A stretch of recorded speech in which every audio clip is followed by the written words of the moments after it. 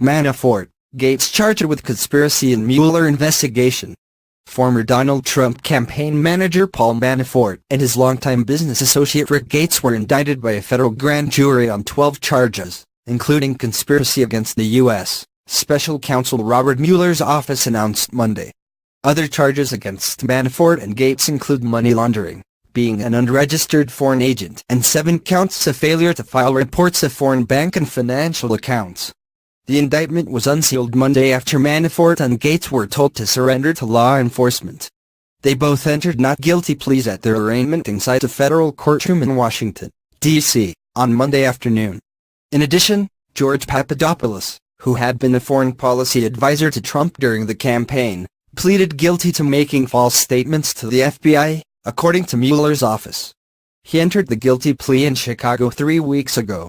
The unsealed indictment stated that Papadopoulos misrepresented the timing, extent, and nature of his relationship and interactions with certain foreign nations whom he understood to have close connections with senior Russian government officials. The indictment against Manafort and Gates stated that, in total, more than $75 million flowed through offshore accounts, and it refers to Manafort's hidden overseas wealth to enjoy a lavish lifestyle in the United States.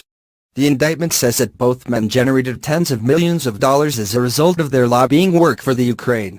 They hid the payments, from 2006 through 2016, by laundering the money through scores of U.S. and foreign corporations, partnerships and banks, according to the charges.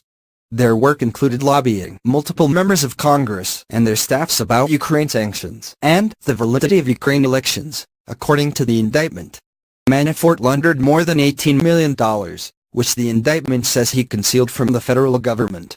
From 2008 to 2014, Manafort wired $12 million to vendors for personal items, including $5.4 million on home improvements in the Hamptons, $934,350 to an antique rug store in Virginia, $520,440 to a clothing store in Beverly Hills, and